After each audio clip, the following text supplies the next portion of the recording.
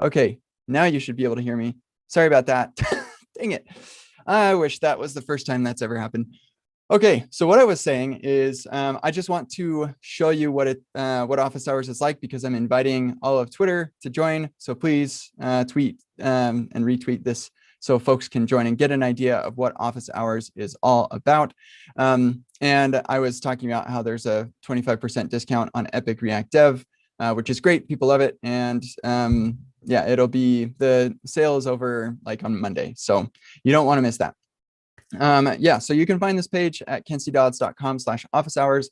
That will explain what office hours even is. And basically, it's just your opportunity to ask me any question about whatever.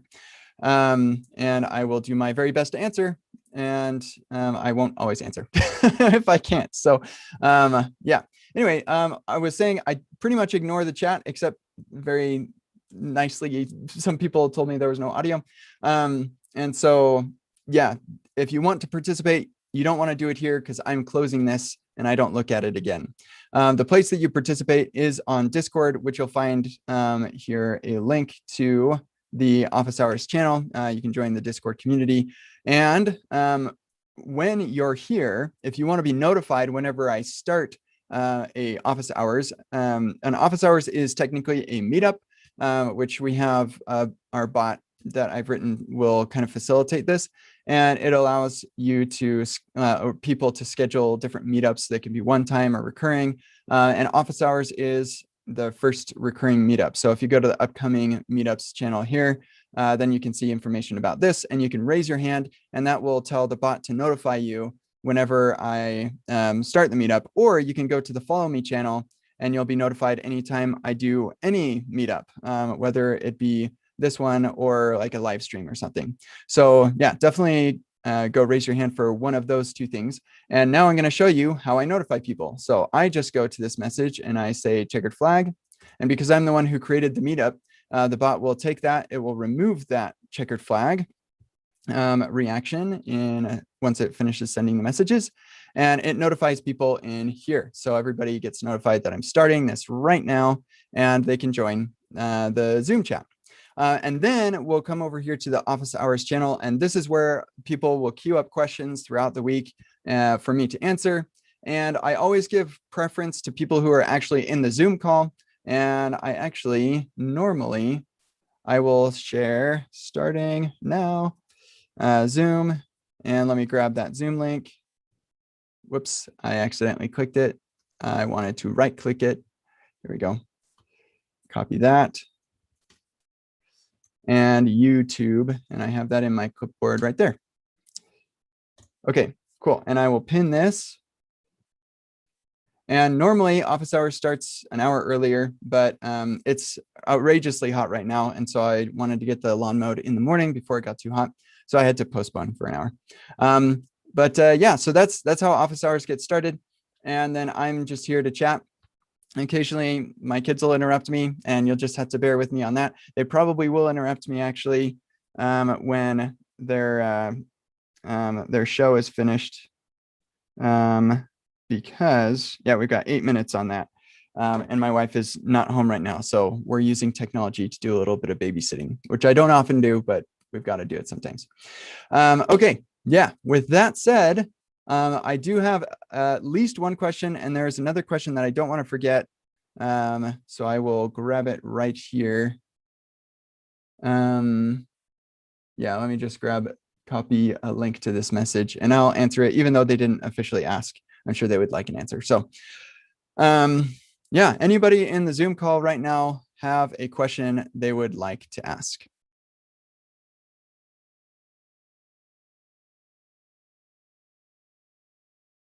And I normally wait for an awkward length of time just in case somebody's looking for the mute button. But it looks like we don't have anything, so that's fine. I will, oh, and by the way, you're always welcome to just totally interrupt me. If you're in the Zoom call, then you get preference.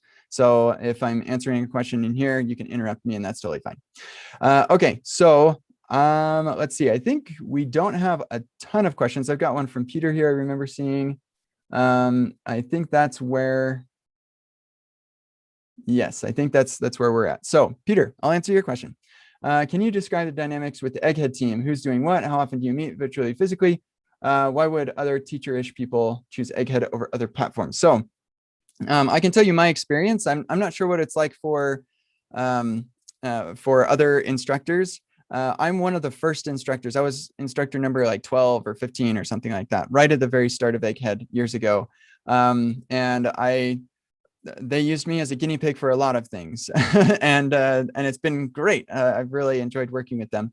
So Epic React is probably the best place to see what Egghead has done for me on the credits page, because they kind of list out what they do, and this does a really good job of explaining who was responsible for what, because I was 100% on the workshop creation and instruction. I created all the material, I delivered all the material, but I did not edit. I recorded it, and I created the recordings, and I uploaded it to Dropbox, and then I think Hayes did all the videos for every one of the 350 lessons, which is no small feat.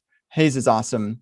Hayes also edits the podcast as well. Hayes is responsible for editing all of these, which is also no small feat. Season 4 is coming up really soon, and Hayes is almost finished editing all of those, and that is a very big season. So yeah, Hayes has been awesome in editing. When I started at Egghead, I did all of the editing myself. So yeah, I think lots of the instructors still do that. And occasionally I'll still edit something, but yeah, mostly I focus my time on content creation. Yeah, and then Lucas has just been phenomenal at reviewing and stuff, and Laro as well. And yeah, just like so many amazing people. Illustration from David and Gustavo, they're fantastic. So yeah, and development, Vojta is just amazing, really awesome designer. If you've looked at all of the Epic React articles, every one of these awesome images where I created a PR that had the article, and I said, oh, all right, Vojta, and he read the article and he's like, okay, here's an amazing metaphorical illustration for you for each one of these. He just did a phenomenal job. I love working with Vojta. Taylor helps me as I'm trying to think about, okay, so my goal is to teach this thing. What are the like things I don't want to miss or whatever, like as I'm working through creating the curriculum. Taylor helps me a lot with that. Ian is mostly development. Yeah, I like, you can read this whole page yourself. I don't need to like go through this, but yeah, so like your question, Peter, was kind of around why would you choose Egghead over other platforms? I can only speak for front-end masters because that's the only other platform that I've created content for. I do technically have content on Pluralsight, but it's through front-end masters. They have an agreement, and so they do content sharing, and I get some profit sharing from that somehow. I don't know how it works. But yeah, I hear Pluralsight is good. From what I've heard, or anytime I talk to instructors on who are on Pluralsight, I get the impression that it's pretty cutthroat over there, like who gets to teach what, and like if you want to teach about this particular subject, if there's already something else that is remotely related to that, they just won't let you do it. And it's really difficult to get stuff off the ground, which in some ways is good that they've got high quality control. But one of the things I love about Egghead is the freedom that I have as a creator. They're not going to let low quality content on Egghead, but they don't really care about duplicate content at all. And I think that's a good thing. I create what I want to create, and I do it in the way that I like to do it, and it helps make the world a better place. So yeah, so Egghead with the partnering, like, so being an instructor on Egghead is different from partnering and creating something like Epic React. You have to be pretty well established creator of content for Egghead to do something like this. Marcy Sutton has something. It's the accessibility course. Let me see if I can. She may have it on her homepage somewhere. Let's see. Yeah, here it is. Learn how to build accessible web apps. Why is this? Testingaccessibility.com. There we go. So yeah, this is also built along with Egghead. I don't know if they have a credits page. Whoops, credits. Yeah, I don't think it's finished yet. I think they're still working on it.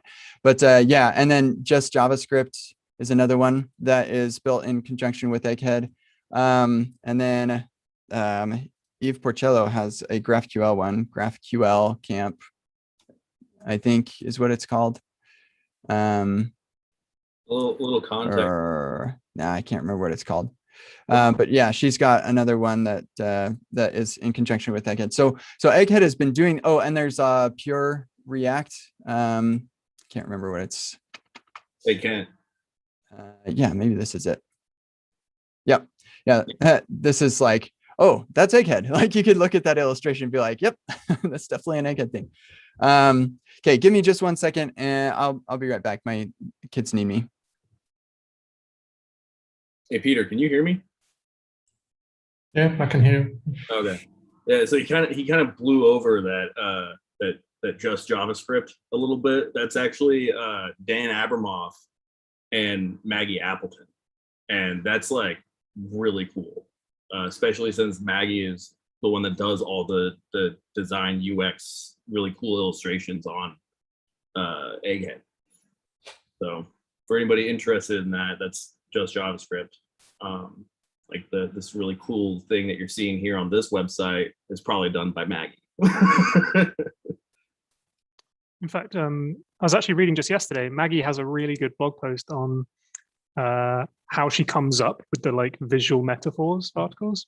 And it goes really deep into like almost like the philosophy of visual metaphors in general. I thought it was really, really interesting. Yeah, absolutely. She's a anthropologist originally. That's like a really cool thing. I think she did a podcast episode on Syntax FM or Just Java, or not Just Java, JS Party. I'm not sure which one. I'd have to dig, but if you look up Maggie Appleton and podcast, I'm sure it'll pop up. Just Google.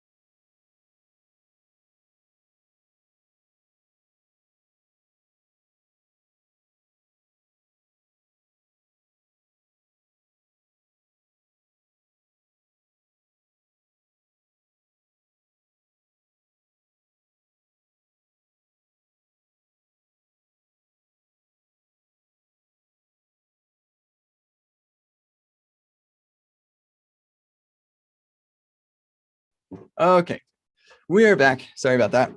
It's very difficult to find the thing that they want because they have a hard time explaining it. Anyway, yeah, Dave, he's great. But Egghead does like their goal is basically to be West Boss as a service for these kinds of things.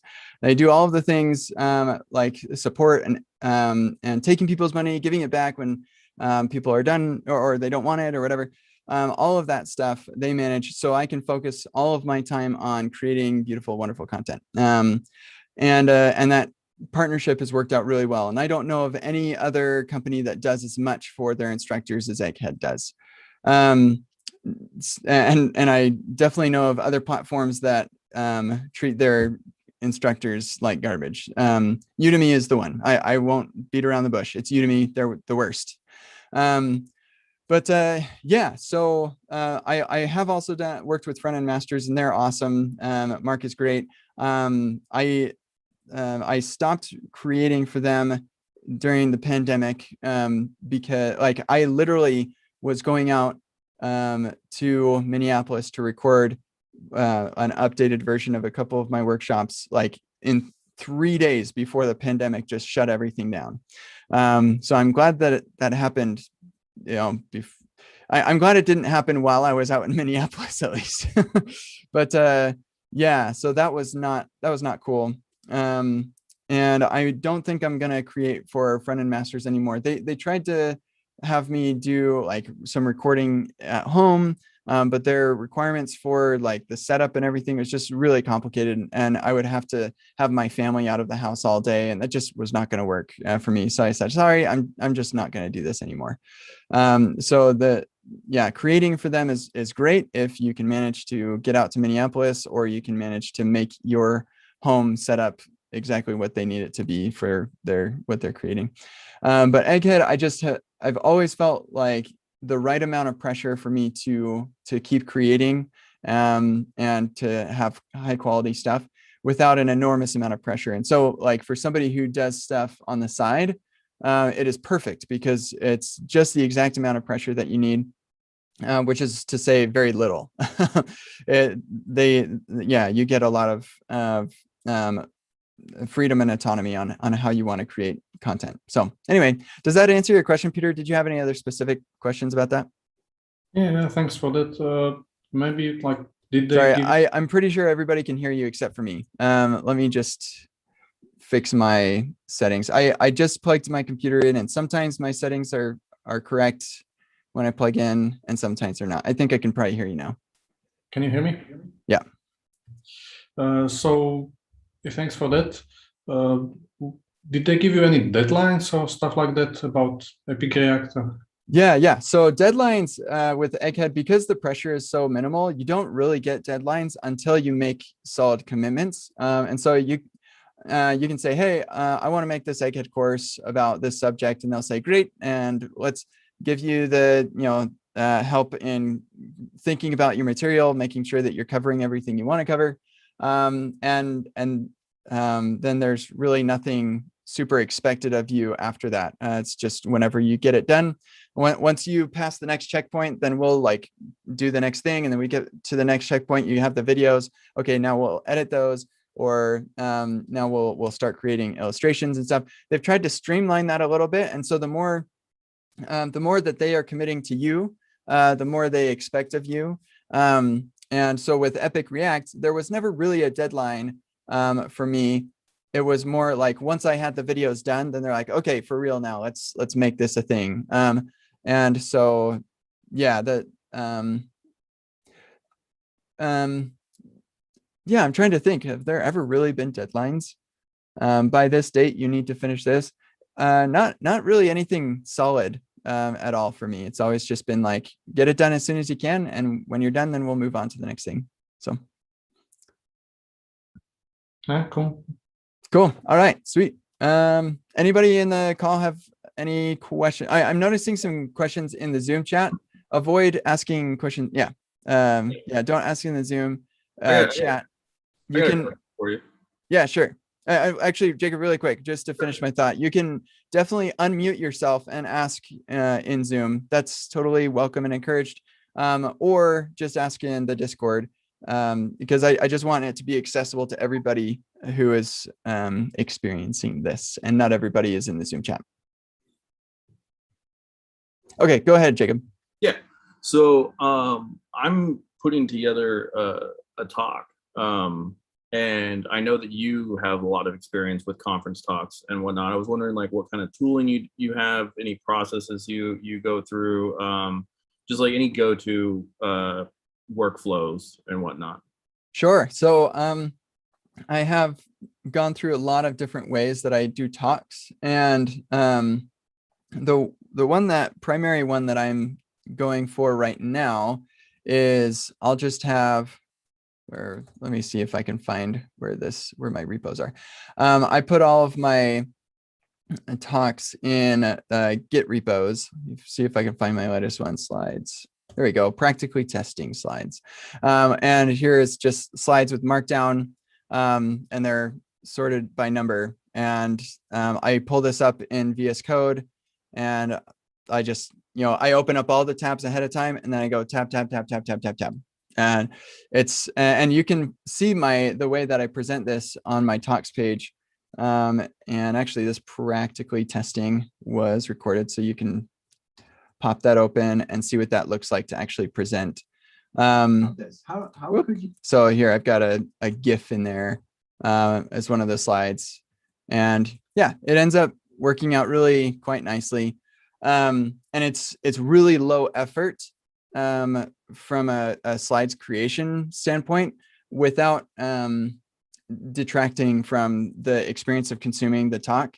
I have great admiration for people who make like custom art for their slides and do like go all out with animations, or tasteful animations and different things like that. That is not my jam. I can't do that effectively. I've tried, and it's more distracting than anything. So I go with the like brutally simple version and obviously lazy version of just putting it in Markdown files and using my editor. However, I have created slides before. I've never done Keynote or anything like that, but I do have some slides on slides.com. And this is probably my favorite place to make the like more typical slideshows. And you can find all of mine at slides.com/can'tseedods. You see, I have a pretty standard template that I follow. Yeah, I think this is the one I updated the latest. And so, yeah, and it's good. It's good stuff. So yeah, if you wanted to make more typical slides, slides.com is kind of where I spend most of my time making typical slides. Here, and I'll paste a link to this in Zoom. And where was this? Yeah, here's another one. Okay, does that answer your question, Jacob? As far as like the slides portion, was there any other sort of tips you were looking for? You too. Yeah, that mostly answers the question. I mean, I think the thing that was so daunting to me is the thing that you just basically showed me a way to bypass, which is the like having super fancy animations and transitions and stuff that I was like I want to have my talk be interesting, but like at the same time I don't want to take away most of my time and effort from the content. Yeah, exactly. I just have the greatest admiration for people who can make very attractive slides, but I am not one of those people, and I could hire somebody to do it, but it just it doesn't matter that much to me, to be frank. So yeah, cool, good question. Other questions from Zoom? Okay, sweet. Then I'll come back up here. Damien asked a question about data visualization library for React that I recommend. And I have never done any data visualization in React before. It's just never been a thing that I needed to do. But if I were to do that, I would look at the Tan stack, because Tanner Lindsley has a library for this. Charts, where charts? There we go, React charts. And Tanner Lindsley is just like, he's got the Midas touch for libraries. It's just fantastic. And so, yeah, I would look at what Tanner has for different data visualization stuff. Whoops. Maybe one of these other ones. I don't know. This is an opportunity for contributing back to Tanner's stuff. It's like you take your car to the shop to get it fixed and it's working perfectly just when you take it there. It's like when it's demo time, it fails. Anyway, yeah, Tanner stuff is great. Go give a look at that. That's what I would go for. But again, I've never done any data visualization. I've never used this library. That's just the first place I would look. I do data visualization for work. Want my 2 cents? Yeah, sure, go for it. So there's actually a lot of options out there. A lot of people jump on D3. The first thing I would say about that is that's complex and a giant rabbit hole. So it's super powerful. It's great. There's a lot of other libraries like Chart.js and like the ones around Chart.js like that are similar that usually use D3 under the hood. I currently use eCharts, which is Apache based. And it is more of like, if you could think of like chart component library, like almost like an AG grid for charts. That's basically what you're getting with that. So that's very opinionated. It's very rigid. Like you can't do like crazy customizations. That's basically whatever the API provides you. So those are some options. Cool. Thanks for the actual experience-based tips. All right. So Wylan is just a general question. How do you usually handle form validation? Do you yeah, okay. So I have used Formic in the past with I think they typically just use Joy, J-O-I under the hood. I have done that in the past. That's what validates this form down here. I didn't actually build that though. That was Vojta, who I mentioned earlier. He built lots of this this website for me, which was really cool of him. And part of our agreement with Egghead. Yeah, so I haven't actually built anything with Formic from scratch. Formic seems like it's okay, but on my new website that I'm working on, I also have a handful of forms, and I'm just using regular forms. I'm not using a library for that. And actually, I can show you some of the code for that. What the heck? Huh. Are we gonna start talking about Remix next too? Yeah, exactly. That's weird. I have a shortcut to pop it open, but it's not working. So I will go the long way. Oh, that it's over here. Okay, so a good example of this is on your profile page. Actually, is this a good example? Maybe, yeah.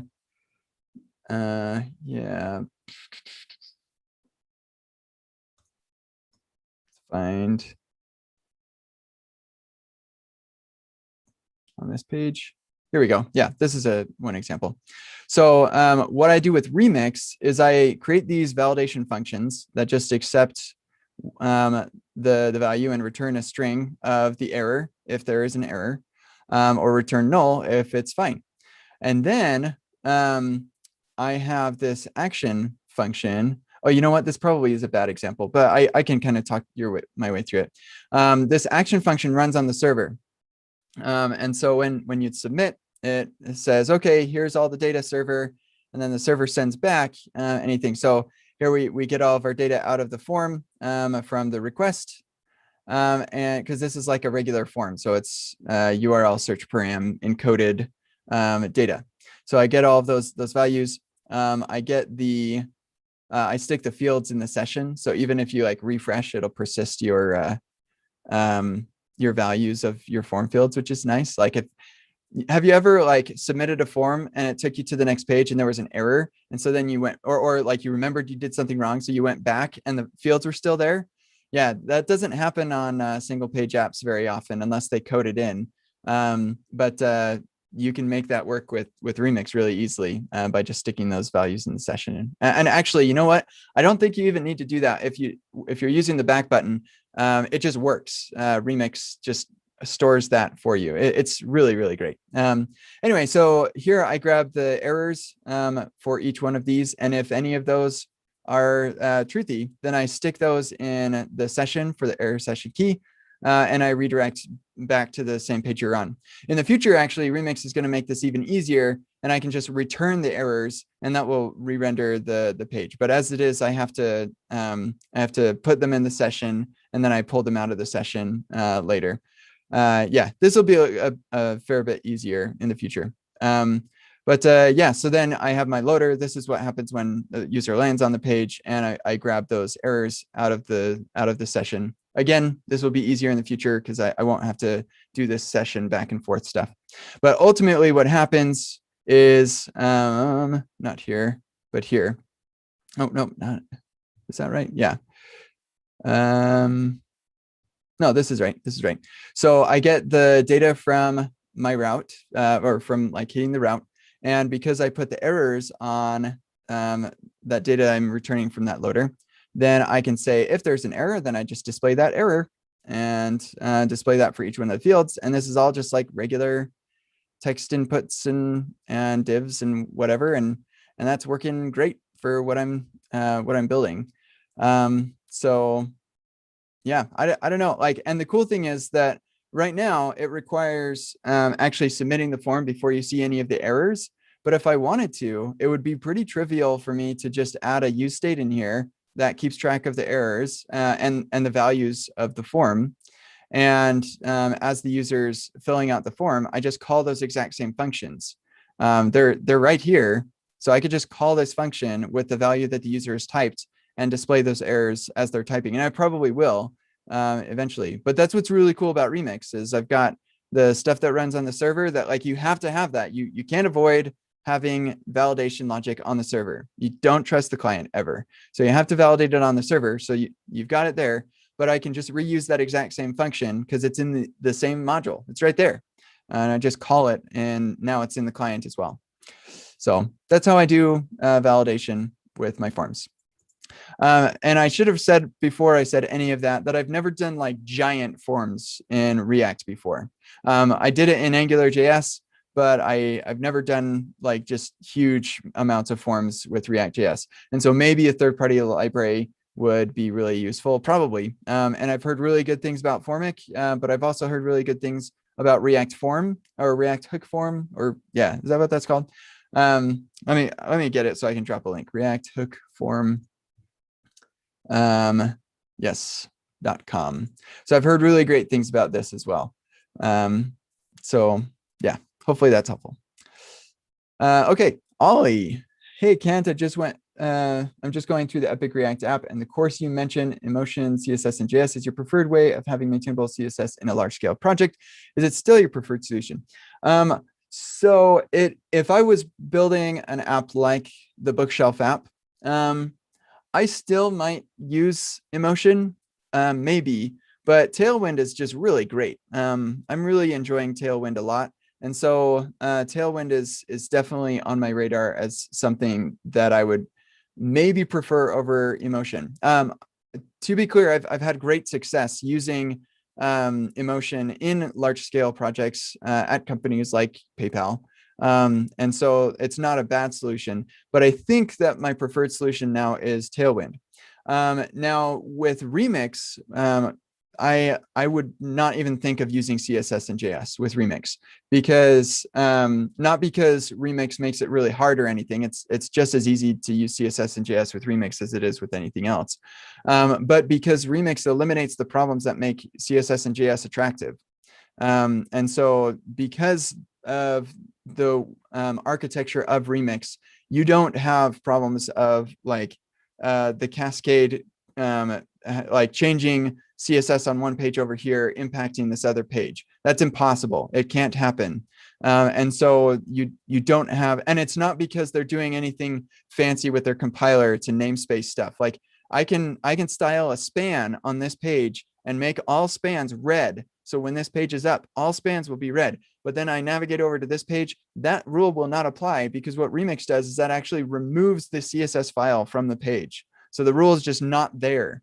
It's so cool. And so, and like, it's so simple too. It's like, why is this a mind-blowing thing? But it is, and it's awesome. So we don't have the problems that make CSS and JS attractive when we're using Remix. But still with Remix, I'm using Tailwind and I'm pretty happy with it on my site. I mostly decided to go with Tailwind just to move fast. And I may eventually decide to slowly get rid of Tailwind, but I'm not sure. I'm feeling pretty good about using Tailwind. So, but again, if you are happy with Emotion and CSS and JS in general, then keep it because it's great and it solves lots of great problems. If you're not using Remix, then you're still in the problem space where CSS and JS fit in really nicely. So more live coding or coding live streams. Yeah, I should do more of that. I'm definitely coding a lot recently. Right now, what I'm working on is the podcast that I have on my website. All of this information is in Markdown files in my repo, but all of this stuff is also on it's on Simplecast. Well, come on, where are you? I need to find like how to get to Simplecast for this. Anyway, it's all on Simplecast as well. So like even the transcript, the entire transcript is also on Simplecast. So I don't actually create this, the Markdown files. Folks at Egghead do all of the post-production stuff. I just record the stuff and then they make the transcripts, the descriptions, all that stuff. They do that all for me. They don't do it for free, of course. That's a revenue sharing thing. Let me back up. So the podcast has no sponsors. I don't make any money doing it. Egghead does all of the back end work for me, like after I've recorded it. And then they withhold royalties is how I pay for that. So anyway, that's how that works. And it's awesome. I am so glad to be able to provide this without having to like, do all of that stuff. Yeah, so all of this information is already on Simplecast, and then they just like copy paste it over to Markdown files in my repo. And when I realized that's what was happening, I was like, I wonder if Simplecast has an API, and of course they do. And here's like the response for all of the API stuff.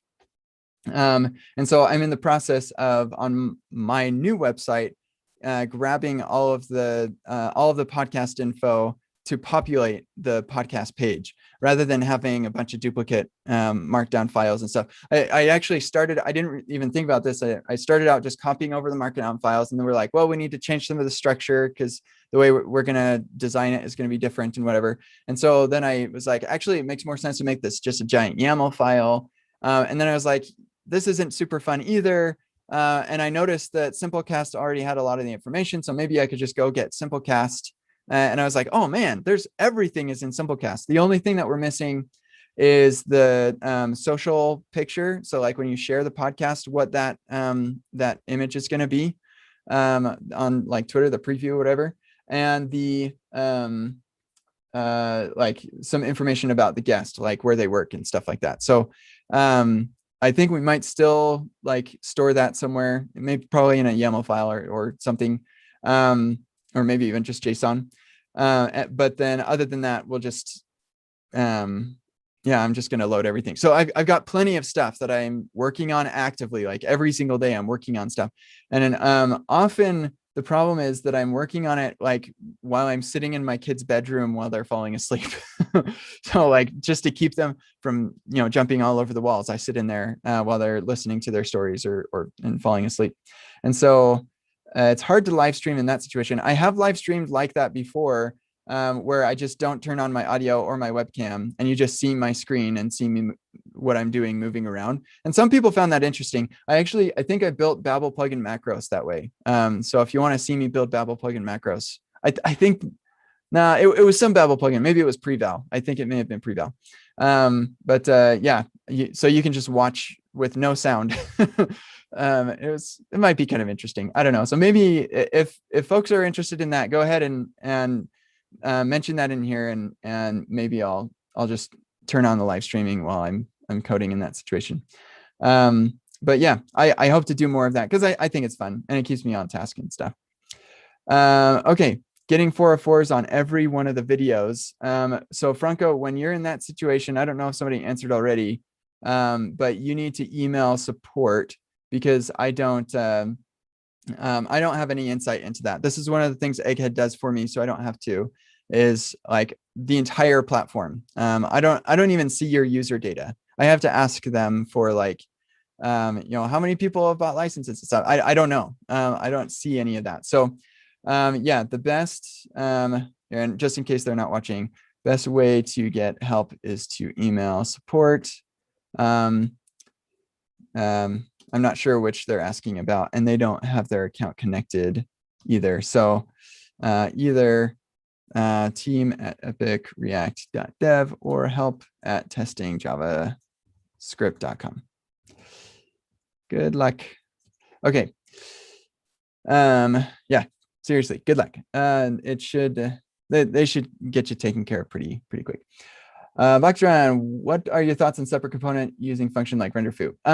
Yeah, okay. So there are some situations where it's useful, but most of the time I don't do stuff like this, with one exception, and I go into depth about that exception in Epic React. It's in the React hooks workshop. So if we go to the tic-tac-toe exercise, I wish that I had a quick link to the actual code for this. Yeah, I should add like a link to the GitHub repo for that. Whoops. Actually, I kind of do. The edit button will take me right to it, and then I just get rid of edit and do blob. That'll do it. Okay, so we're on 04 final 4. And here we go. Render square. All right, so we've got this render square thing. Here's the function right there. This is the only time I ever really do this sort of thing. And I explain it in depth in the Epic React material, and I wonder if I describe it in here. I don't think I do. No, I don't.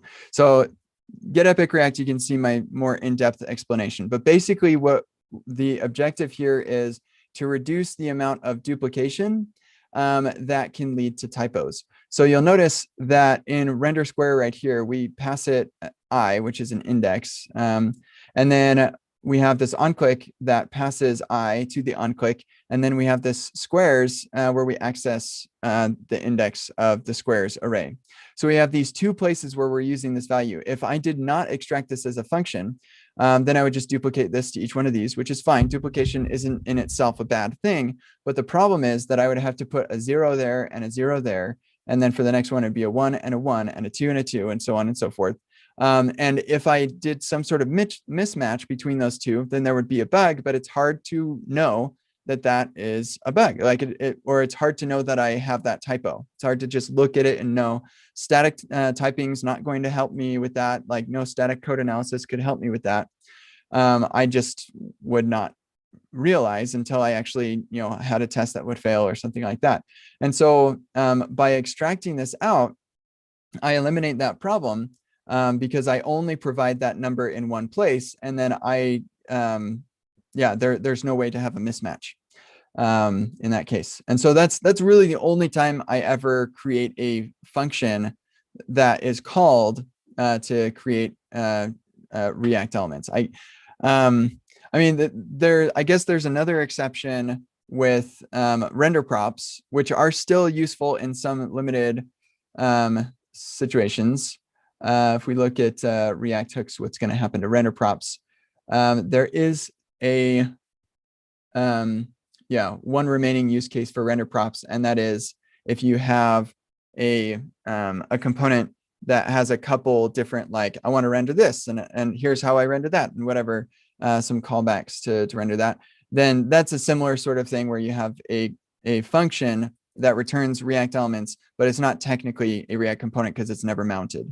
A lot of people will do something similar to this called component injection, where you pass a component rather than just a function, and that component will actually be rendered and mounted and all of that stuff.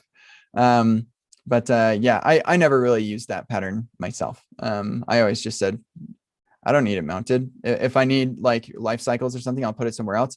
If I really do need this to be have like a component that's mounted and have life or use effects or whatever, then this row renderer will just return a render of my custom component. And so I'll make my custom component that has the state or whatever, and then I'll render that in this little function. It's really straightforward and easy. So Anyway, I really don't typically find myself doing this at all.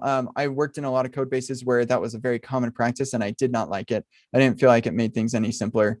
I just inline that value. So if you're not passing any arguments and stuff, to me, that just says, why don't you just inline it? Just stick the JSX right there. Yeah, can get pretty messy. Yes, definitely. Yeah, and I have met or worked with colleagues who like that and prefer it over inlining, but I agree with you. I prefer just inline the JSX. A big wall of JSX is not complex. It's not. It just is not complex. It is static. It's just a lot. Like if you had a cities.json file that had 16,000 cities, like data for 16,000 cities, that'd be really big, right? But it's not complex. That is not complex. It's just big, and there's nothing wrong, just big. Okay, I'm going to move on to the next question here in just a sec, but I got another knock at the door. I'll be right.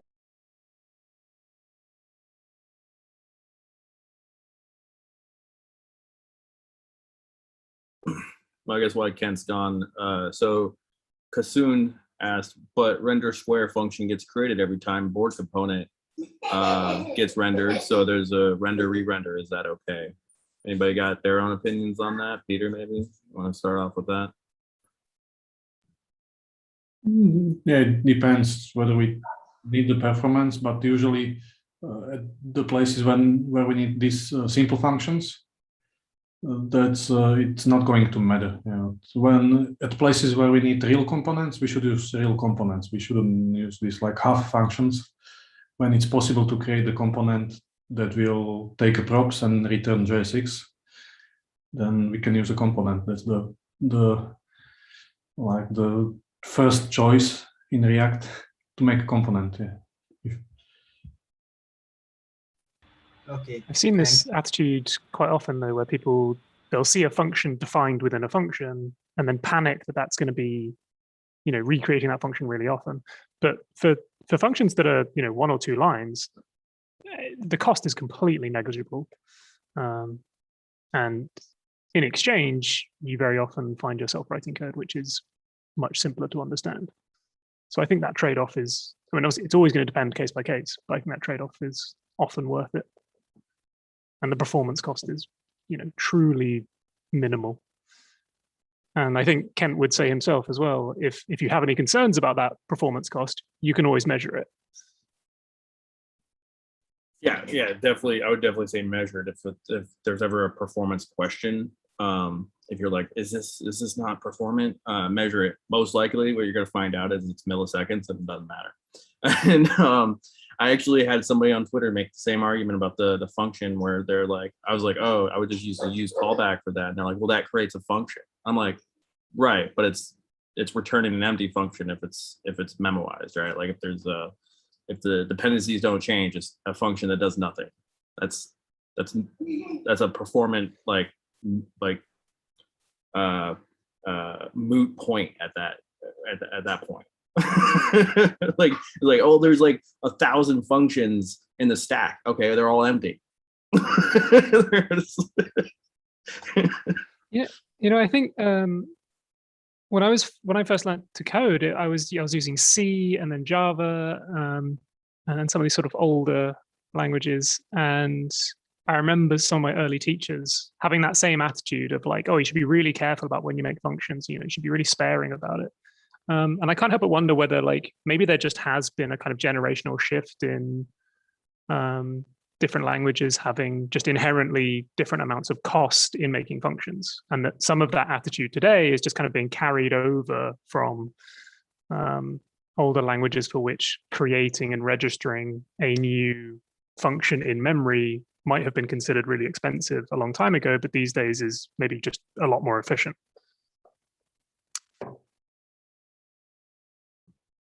Yeah, maybe, but inlining functions by the compiler was always the thing. So for those really short functions, that's like, I'm not sure how big argument it was even like 20 years ago. Yeah, I don't know. It was just something I was told when I was a lot younger. But it would be interesting to go back into something like C, for example, and to see how expensive defining a function in the loop is, for example. Like if I define a function, if I'm redefining it 100 times inside a loop or something, like how bad is that really? And then compare that to, say, running on the JavaScript, V8 engine or something. Like how does that compare? Like is that using up lots of memory? Is it using up lots of processing time? Like what's going on there? Yeah, I wouldn't even maybe do it with C at this point. I would probably go do it with Rust, right? Like go see like you got now a more modern lower level language like Rust or Go that you can just go see, can do a comparison of like, hey, if I create a function like even 10 functions inside of a loop, maybe one of them's doing a whole lot and then another one's doing not so much. I just keep creating them and see what that looks like in comparison to JavaScript, doing the same thing, right? Because yeah, sure, we have tons of functions we create inside some of these components, and what they're, I've yet to see a problem with my performance with React and functions being created over and over again. Hello, thank you for filling the time there, Jacob. So yeah, we had a little accident, he's almost 4, so these are to be expected. I had him use the potty. I paused the show and I said, okay, go use the potty. And he did, but I didn't go all the way, I guess. So I had to take care of that and then put it in the laundry and all that. So I was running around the house, but we're good now. So yeah, and I noticed in the Zoom chat here, people were asking about performance. I'll just trust Jacob and say whatever he said is right. So, okay, cool. Guillerme, hopefully I'm saying your name right, Guillerme. Trying to learn Redux because of my job. Really frustrated by it. I don't blame you. I've been in that. I don't get why they're using it. It seems that the only thing that it's doing is storing huge global state. Yes, they're not even using middlewares. Yeah. Use the context API. If I'm starting web from scratch 2021, should we still be using Redux? No, I really, there are very few cases where I feel like Redux is justified. I know that there are a lot of people who disagree with me, but I don't know, maybe I've just been burned too bad in the past or something. I don't know, but I'm not on the Redux train. There are situations where it's useful, like you want to expose a plugin, like ecosystem for your app, so people can write their own plugins and hook into your state updates and stuff. That makes sense. This is a good example of this is Hyperterm. They do this. And there was an email app that is no longer running, but it was called Nihilus, where people could create plugins and stuff. And I believe they did this as well. And that seems like a great place for Redux. But honestly, like once you take all your server state stuff and realize that this isn't state, this is actually a cache, which is a different thing from state. But you take all of that stuff that's coming from the server, you treat it like a cache, and you put it in something like React Query. Everything you have left can just go into context, and it's fine. And if you have some weird performance things because you're doing like all sorts of stuff on the page or whatever, then you can use something like Jotai or Recoil or something like that, like to atom, state atoms and stuff like that. But most of us were fine with just co-locating state, composition, and if you need to, context. Yeah. So I have Redux at work, and I'm spending my time ripping it out and putting in React Query in all the free time I have. Actually, particularly, I have a favorite quote of mine is from, first off, there's 2 people. Dan Abramov was basically the creator of Redux and like, stop using Redux. So that's paraphrasing. But David, the creator of XState, also has a quote that I'm really, really fond of, which is, Redux is half of a really, really good pattern. It's half. Whereas like, if you look at like XState and like the stately paradigm that they're creating, it's kind of like all of it together. You should write a blog post about what that pattern is, Jacob. Okay, we're gonna move on because we're already at the hour. I'm happy to hang out, but we'll just move on. Franco, hopefully you get to get a response from support here soon. Okay, use yup. Oh, that's what it is. It's yup for Formic, I think, instead of joy. I think, yeah, I believe that's the case. But yeah, cool. Thank you for sharing that, Johan. What are your thoughts on React Quick Form? I have very few because I've never used it. And so I try to avoid spouting off thoughts on stuff I have no experience with. But people have told me that they like it, and that's all I can really say about that. And also, I think I have the feeling that hooks are the better abstraction for forms than components. That's just the way that I feel about it in general. But I don't know, like I said, I've never done a lot of forms stuff with React. So, I mean, big forms, the types of forms that people build the abstractions for. Using regular forms has worked pretty well for me. Hangover. Oh, okay. We're looking at, yeah. Yep.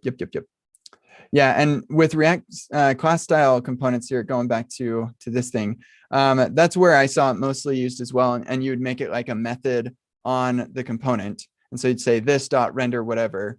And I just really didn't like that at all. If you really wanted to do something like that, then I much preferred putting it in a different function entirely that you have to pass arguments to, because otherwise you don't know what that function could be doing. It could be calling set state. It could be doing who knows what.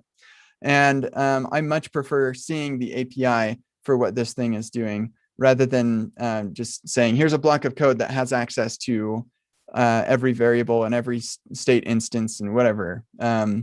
So yeah, but still, yeah, I don't like doing that. I like what Rupert has suggested here. Thanks. Okay, sweet. So route-based isolation encapsulation. I'm not sure. Was that a comment, Jacob, or is this a question? No, that was a comment, or kind of both. Like, so Remix, I know that like the creators of it are like the basically the router heads of React. Is that like, are they doing some crazy dark wizardry or something with like route-based encapsulation? Is that how they're handling like? No, it's very simple. So the way that it works with Remix, let me go to, because I'm using Tailwind, I'm not actually leveraging this feature a whole lot because I'm basically like, here's my Tailwind file. Boom, there it is. Like every page on the app is going to get this file. I don't need to have this isolation thing. But if I wanted to have like, here's a CSS file for this page and here's one for this page, then this is how you do this. So you have this links function that you export from your route module, and this can be on any route module, any route.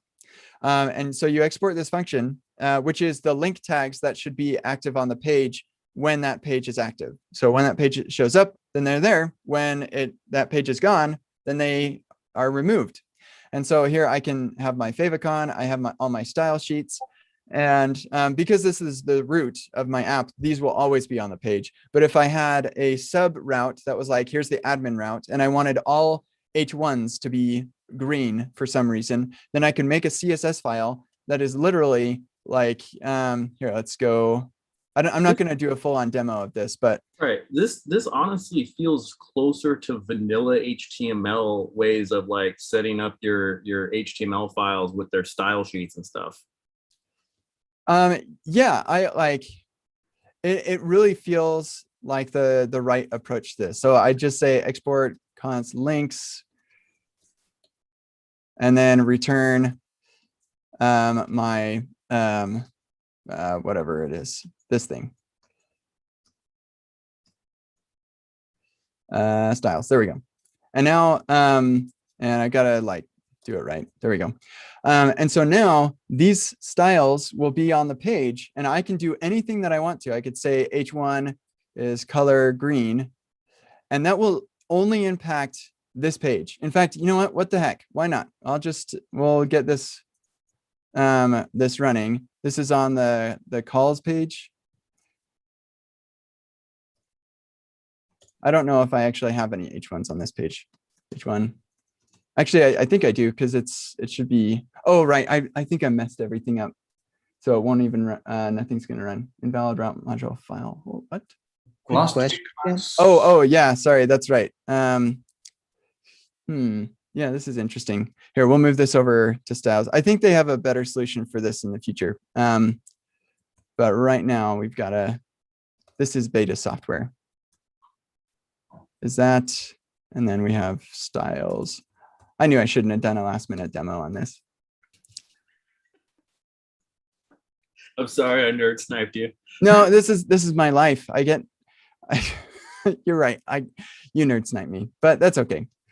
Okay. I don't know why this is taking, I do. It's Zoom. Zoom is like such a hog. 865 milliseconds. What a nightmare, man. Who takes that long to build? Just kidding. All you web packers. All right. So look, so my H1 is green, but if I go to any other page that, any other page, that H1 is what it was. So it's literally impossible to have style conflicts because like you put whatever the freak styles you want in this style file.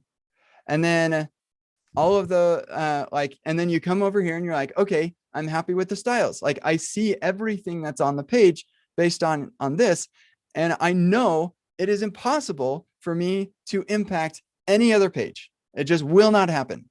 And there's no solution in the world that I know of that does this. Like this sort of encapsulation. Like this isn't just like, okay, well, let's mangle the styles or whatever, because Vue has their single file components and stuff. And so they'll mangle the styles to avoid conflicts and whatever. That is not this. This is literally an H1. That's what it is. I don't even have to process this file at all. And if I wanted to, this file could also be coming from, like I could say HTTPS unpackage.com / some CSS file that's published on NPM. I could totally, and I have done this actually for syntax highlighting for the first little while I did that. And what's cool is you also have, link tag prefers dark mode. So link tags have some really interesting things. Color scheme. Yeah, prefers color scheme. Let me see if I can find. Yeah, this is talking about something else actually. Yeah, there's like a attribute that you can add to the link. Come on. Are all the route transitions server side, or is it client side, but it overrides the link tags on the head? Yeah, they are all client side. You can make them server side if you want to, but yeah, they're client side. So when I click this here, we'll go to our head right here, and we'll see my style file is this one right here. And now if I go to the about page, you'll see that style file, style reference goes away completely. I think I stopped my server or something weird is happening. But yeah, so that file is now gone. So, and that's how it works. It's so simple. It's like, all right, so you want these styles on this page. When you're not on that page, they will not be on the page. I will just remove them. And that's how it works. And this is what I love about Remix is that it's not a complicated solution that gives me a really nice, or helps me avoid a problem. It's a very simple solution that eliminates the problem. And that's one of the things I just love about Remix. So anyway, I better remove all this stuff before I forget that I added it, because I'm in the middle of a giant refactor and I can't just like reset. So, yeah. Last week I saw some JSX for the HTML head section, which actually renders all the links. Yeah. Right. How they do it? Yeah. So this is pretty rad. Like I get control over the HTML. Like I'm freaking adding a class name to the HTML element with my Remix app. Like a class name that is based on a custom hook. Like have fun doing that. Like with anything else. I'm rendering all of my providers around the HTML element. So that's neat that I have that option. I'm in charge of calling render to string. If I wanted it to pipe or to whatever, or render to stream or whatever it was, then I get to do that because I'm in control. I'm the one doing it. Remix is just calling this function for me and expecting me to return a response. Yes, and it's powered by Cody the Koala. And I'm in charge of the client side, React DOM hydrate. I'm the one hydrating. If I want to do something different, special, whatever, it's my prerogative. I want to add my my dev tools, so load dev tools, and then hydrate. I can do that. Whatever I want to do, it's mine, and I love that. And it's a simple solution. It's not like some complicated, oh, you make this special file over here, and then you can control a couple of things by exporting a special special function or something like that. Nope, I mean, I do have a special file. Like there are some files that are conventional, but I am in control, and I just love that. I love that so much. All right, enough gushing about Remix. Let's move on. Hi, Terran. Terran. Sorry, I'm pretty sure that's wrong. Please correct me. I want to say your name right. Oh, I've got another knock at the door. I hope it's not another accident. I've got 2 kids who have accidents sometimes. I'll be right back.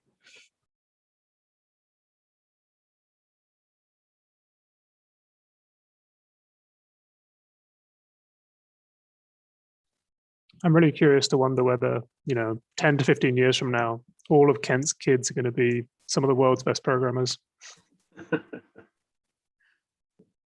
Perhaps. Yeah, so I don't know, we'll talk about new Epic React's coming out. Some big changes to that. Yeah, it's a big shift to TypeScript, right? Yeah, there's a big shift to TypeScript. There's gonna be some changes to since we have some new things I don't know what to call it, suspense or concurrent React. They keep changing the name. So I think it's concurrent React with suspense and use transition and use deferred value. There's a bunch of things. Hello. I came back and then I heard another knock, so I went back. And so the first time he just asked me for something really quick, and then the second time he just gave me a hug and he said, "I just wanted to give you a hug." Oh my gosh. You people who don't have kids in your life, sorry, it is just so great. It's hard, but it's awesome. I just love my kids so much. Okay. So yeah, here we go. Actually, I saw this question earlier and I didn't process it. I just remember seeing it. When we used error boundary in the React hooks exercise about this, yes, we are returning children even on error, which causes the child's use effect to enter infinite loop, even though the use effect had a dependency array and the depths don't change. I'm confused about this. Okay, I'm not sure I know what is being talked about. So let me see. And I don't know why, but my special fancy thing to load up my projects isn't working. So let me get that up and running over here so that I know what is being discussed. Okay, so this is on the error boundary, extra credit for, I think that's the last one here.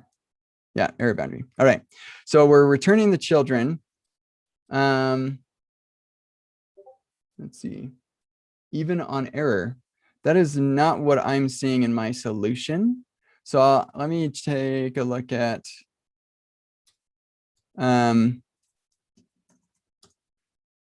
oh, rats, I got logged out. So I will have to log in here really quick.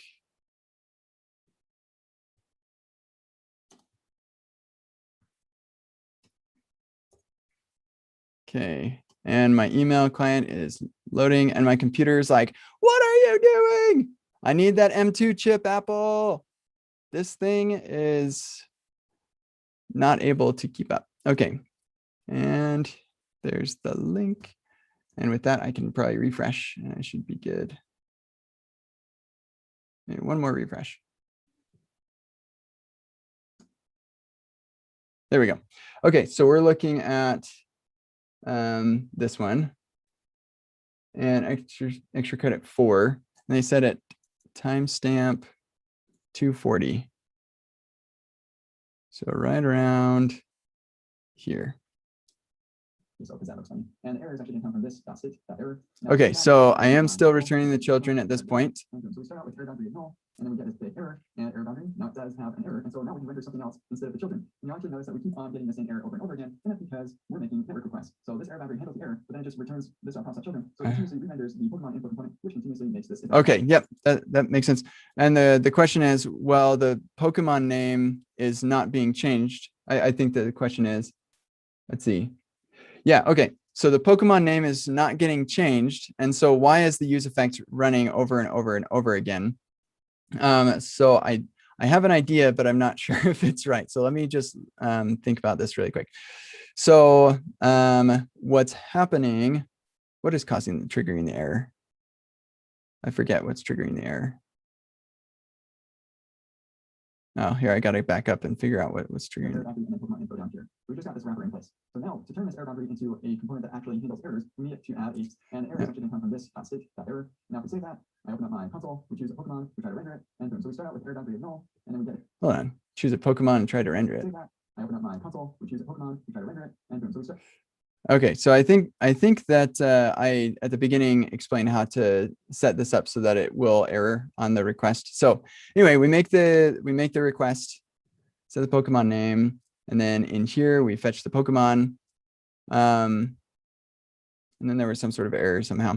Anyway, so we throw an error that is going to be caught by our error boundary, which is wrapping our Pokemon info. So this error boundary is going to get run. Our get derived state from error is going to get called. And then that's going to trigger a re-render, which will re-render the children, which did not change. Yeah, those children should be the same. So I'm actually not positive on this, and I need to, my kids are getting hungry, so I'm going to have to end this pretty soon.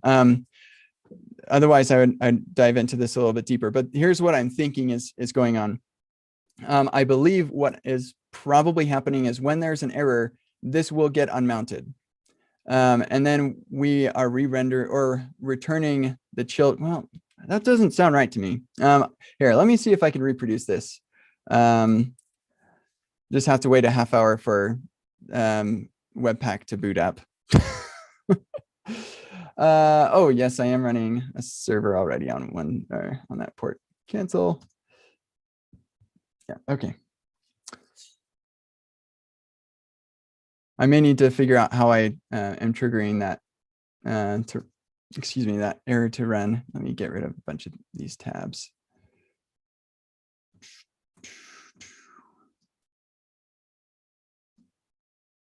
Okay, so let me go back here and see if I explain how to make the error happen. All right, let's talk about error boundaries. So like I said, this is going to be the only class component you ever have to write, because currently error boundaries are required to be class components. But don't worry, I'm going to help you with this. And hopefully those docs also help you get kind of a feel of how you write one of these yourself. So remember how earlier we had a problem because we were accidentally sending null to Pokemon here. And so when we click on one of these, we have a giant white screen. That's how we do that. Super sad because we're trying to read image of null. Yeah, not cool. So while runtime errors like this are problematic, you should probably just fix them. They do happen sometimes, even if you're using TypeScript or some types. I'm pretty sure I'm just going to leave that in place. Show a useful error than a white screen of death where somebody has to pull up the developer tools to figure out what's going on. So what we're going to do is create an error boundary that will catch this. Yeah, I think that's what I'm doing. So I just leave that in place and we'll get that error. So we'll put null in there. We'll go over here.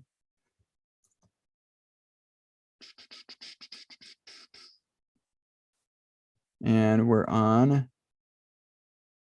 the final extra credit 4. Okay, and I'm not getting anything. Let's go to the isolated page. There we go. Okay. Yeah, man, my computer is really going slow.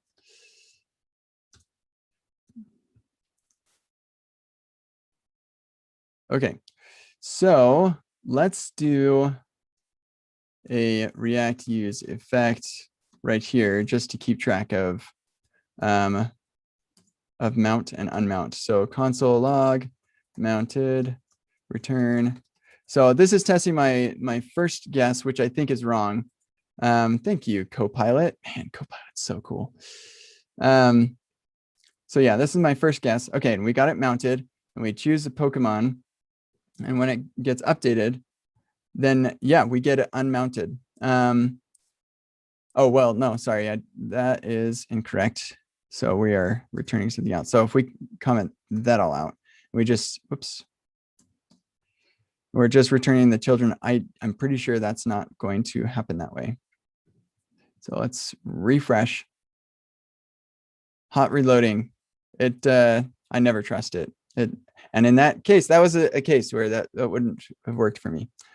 Okay, so we do have it mounted, and yeah, it actually gets unmounted every time. And so that's why it's happening. It's because we get it unmounted and then we mount it again. Just because we're re-rendering this. I didn't think that was right, but that's what's happening. When an error happens, the React will unmount the component that threw the error, apparently.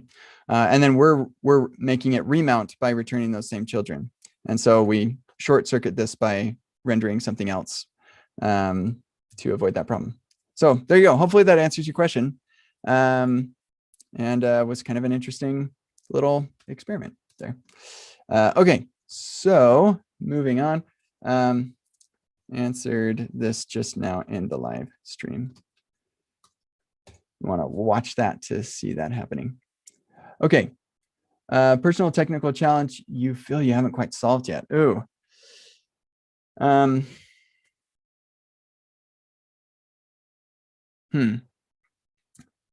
I mean, I have tons of personal character failings that I am constantly working on, and trying to be mindful about and improve about myself. As far as like a technical shortcoming that I have, I mean, there are a lot of things that I don't know very well. Like I'm not really confident with Docker or with lots of more DevOps sorts of things. I'm not in the last year or two, I have not been super on top of like experimenting with the latest stuff with like React and React 18. I've given like little glances at the working group and stuff like that, but so I guess, is that a technical challenge? I don't know, probably not. Or like, is there a specific like coding problem that I'm working on that I haven't solved? Yeah, okay, so here's a big one that I haven't spent the time on. I have content on lots of different platforms all over the place and lots of different forms. So there's YouTube videos and there's blog posts and there's podcasts and all sorts of things. And I have not found a good way to make all of that searchable, like indexed and searchable, easily accessible for people. I have done an okay job making my blog searchable, but yeah, nothing that just like the Kent search. I don't have a way to index and search all of that. That's a pretty big technical challenge that I have not quite solved yet. Haven't even spent a lot of time working on, but that's one thing that I'd love to do. Yeah. Would be much more fun to stream code with audio only, no screen. That would be funny. Okay, sweet. Gabriel, what would you recommend to handle dynamic forms? Oh yeah. I don't know. So with Angular Formly, that was the AngularJS form solution that I built. You could serialize the entire form, including validation logic, like relatively simple validation, but like actually legit validation logic. You could serialize all this as a giant blob of JSON. And so people would build these form builders where you'd like drag and drop different field types and then create a JSON out of that and then stick it in their database. And then you could load that back up and render it out with Angular Formly, and it would just work. It was really awesome. And I saw at least one person gave me a demo of something similar with React. This was years ago, so I don't know what it was or anything. But yeah, so that is a thing that you could do, is find a way to serialize it in Markdown, or sorry, in JSON, and then so like they're drag and dropping and stuff, and you just say, okay, this is the field type, and here are the different properties of those the fields and stuff. I don't know of an existing solution for that, but that's basically what you need, is a way to serialize it. And JSON is a pretty reasonable way to serialize that. So you could take a look at Angular Formally and the API that we exposed, because I think it was a good one, and that it lended itself well to that sort of solution. So good luck. That's cool. React Redux without all the boilerplate, action reducer thunks. Yeah, well, okay. So first of all, thunks are a Redux thing. So there's no boilerplate. You're referring to, I want React Redux without the boilerplate. Yeah, I don't know anything that's like React Redux without the boilerplate. I've seen demo or like people have sent me so many emails saying, here's my better than Redux library. or like, here's my library I built on top of Redux that is better, that makes it easier or reduces boilerplate and stuff. Here's the thing, just do this and this and one more. So I wrote this one on Epic React, and it is my state management mistake. So read those, and hopefully that helps. Okay, Johan is saying, hi Kent, last workshop, Epic React building this, we're using emotion, been using styled components, really surprised. They're really similar. Yep. Could you explain the differences? All right, so here's a little bit of history. Styled components was invented years ago and was based on CSS and JS ideas and stuff. Glamour, I started with Aphrodite. It was awesome. And then I started using Glamour, which is an even better library. And I found myself doing a lot of the same stuff. And around this time, styled components came out. And I was like, that's great, but I don't like using the template literal with CSS syntax in there. I feel like it limits my my ability to just use JavaScript a fair bit. And I really liked that Glamour and Aphrodite allowed me to use just regular JavaScript objects to write my styles. And so I said, well, I really like styled components API. I just wish that I could use objects. And so that's what I did. I created Glamorous, which allowed me to do basically what styled components does, just with objects. Well, I had a bunch of contributors who were really great. And one of them, Kyle, now I've forgotten his last name, but he's awesome. What is his last name? Well, go look up Emotion, the creator of Emotion, Kyle something. He's super, super great guy. But he was helping me with Glamorous, and he ran into a bunch of performance problems that he kind of decided to fork Glamorous. Not exactly. I think he started from scratch and made his own thing, and he called it Emotion. And it was really great. And I was like, wow, this is awesome. He actually ripped out Glamour and switched it with something else that I think it was called Glam, which was an even better Glamorous that was based on some ideas from the original author of Glamorous or of Glamour, just Sunil Pai. And so he was using this. It was faster, it was smaller, it was more capable.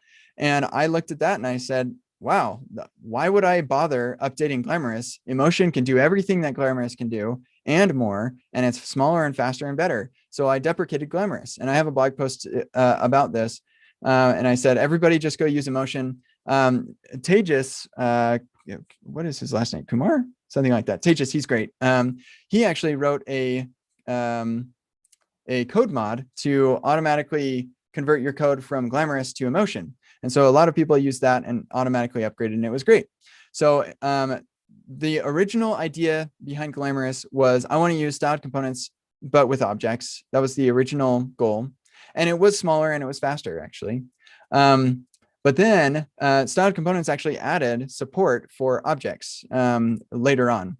And so then it was like, okay, so why would I still use Emotion? And the biggest reason is that it's still smaller and faster than styled components. And it also supports CSS in strings if that's the way that you like it. So if you like the CSS syntax. And then on top of that, it also for a long time was the only one that supported Babel plugin macros so that you could add the CSS prop on your elements. Styled components now add support for that, but my understanding is that the implementation actually creates extra components for each time you use the CSS prop. It actually, the Babel plugin will create a component. And so your component tree in the DevTools is just this giant thing. Whereas with emotion and the CSS prop there, it just is a class name. And I definitely much prefer that. So yeah, that's kind of why I prefer emotion over styled components still to this day.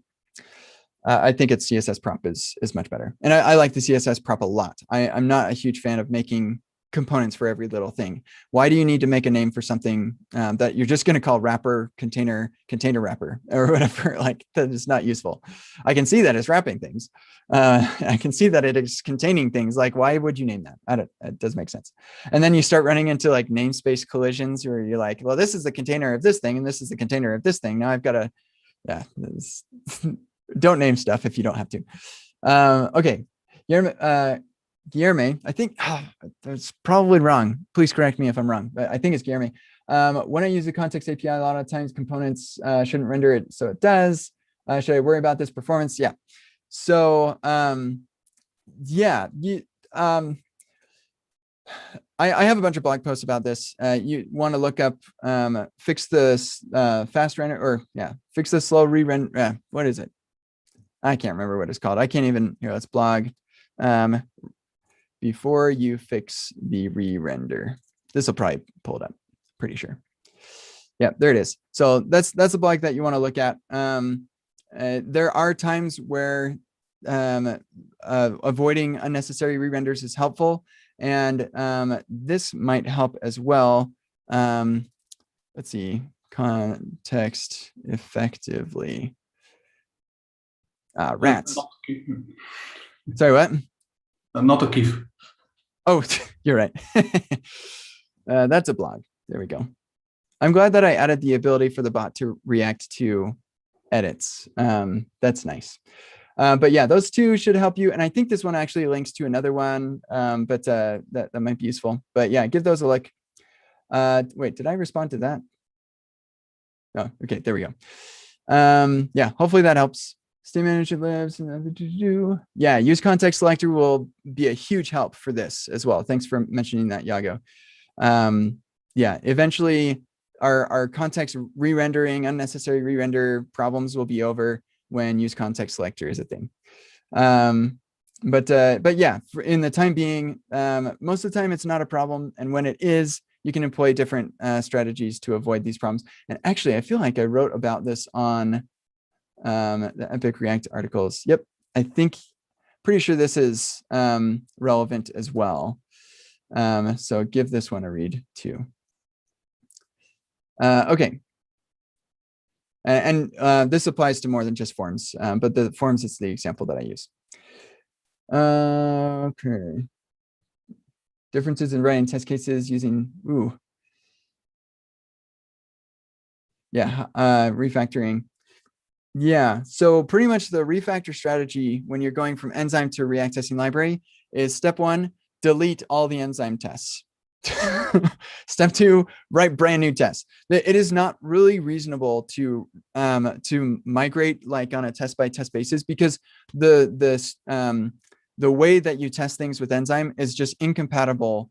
The standard way, the normal, like the way most people write enzyme tests, it's pretty much incompatible with the way that you write React testing library tests. They're completely different. Like you're calling, .instance.state, insert on that state, you're calling like .instance.onClick or whatever it is, all of these different things that you're calling with enzyme. It is unuseful, completely useless to try and incrementally like refactor individual tests. Now, to be clear, you can absolutely use enzyme and React testing library in the same file, even in the same test block if you want to. It will totally work. I don't know why you would do that, but it would work. And so you can incrementally migrate, but there is no use in saying, I'm going to rewrite this test right here, unless you are very good about the way that you used enzyme and you're testing specific use cases rather than like asserting on different state. It's better to like reset your mind on how you write tests first. So yeah, no Just real strategies other than For just what it's worth, from my point of view, the project I work on is a huge mono repo. It's got literally thousands upon thousands, possibly 10,000 plus enzyme tests right now. And everything you've just said, I 100% agree with. I think the mindset that enzyme encourages seems to be very much testing implementation details rather than actual what the user sees. So I'm really keen to get React testing library involved, but there's kind of this barrier to doing that because I can't just delete all the enzyme tests right now. I would love to do that, but I just can't do it because it's just so much. Yeah, So well, and tests that are still running and helping you find problems are fine to leave in place. So the incremental adoption strategy is definitely what I'd recommend in anything that has more than like 20 tests. So yeah, I would say just do it one at a time. All the new tests are React testing library, and as you make changes to existing tests, then you just delete them and write them anew. And yeah, for you, this will take like multiple years probably to get rid of enzyme, which is fine, right? Like it's just sitting there. I've already got sign off from higher up to just start doing this for any new components, any new features. So I'm really looking forward to just doing that. But I think on the whole, the strategy is going to be that for anything that's already working and we're not touching, we're not changing it, well, then we'll just leave the tests exactly as they are, because there would be too much to do if we tried to refactor all of them. Yeah, I completely agree with that strategy. And like, who knows, like you could rewrite the test completely, never touch that feature, and then the product comes and says, actually, we're going to remove that feature altogether. And so like you never touched it, the test never really actually saved you from anything, and now they're gone. And so that entire investment was for naught. So I completely agree with that strategy. Okay, Tarun. Okay, great. Tarun, thank you for correcting me on how you pronounce your name. First office hours, impressive. Oh, thank you. Yeah, these folks are great. I agree with you, Jeremy. And it's really nice when people say that as well. So thank you for actually saying it, because it encourages the type of behavior that we really enjoy here. So thank you. Yeah, love you both. That's great. I think we are getting down to the end. Can you get CSS auto-completion with static components? I think so. I don't know. Maybe somebody can answer that question. I don't have experience with that a lot, but I'm pretty sure you can. Yep. Thank you, Jeremy. Okay. See, Jeremy, you're becoming the person that you're saying is awesome. So you're awesome. Okay. Oh, thank you, Brandon. That's nice of you to say. Yeah, you're all great. Okay, we've reached the end. We are well over our time and my kids are getting hungry. I've got to run. So thanks for hanging out. This has been fun. I love you all for coming and asking good questions and making this just an awesome community. So thank you for all of that. Look forward to next office hours. I don't think I have a cancellation. Well, oh, actually, let's see. Yeah, so next week is my daughter's birthday. I don't think I'm taking the day off. I'm pretty sure I'll do that. And actually we're celebrating, she's got a party earlier. So yeah, I think we should probably be good for next week. So look forward to that. And again, don't miss out on the 25% discount on Epic React Dev that ends on Monday. So if you haven't gotten it already, then get it. And if you have, then tell other people about it because they'll be like, oh, thanks. So, all right. Thanks, everybody. We'll see you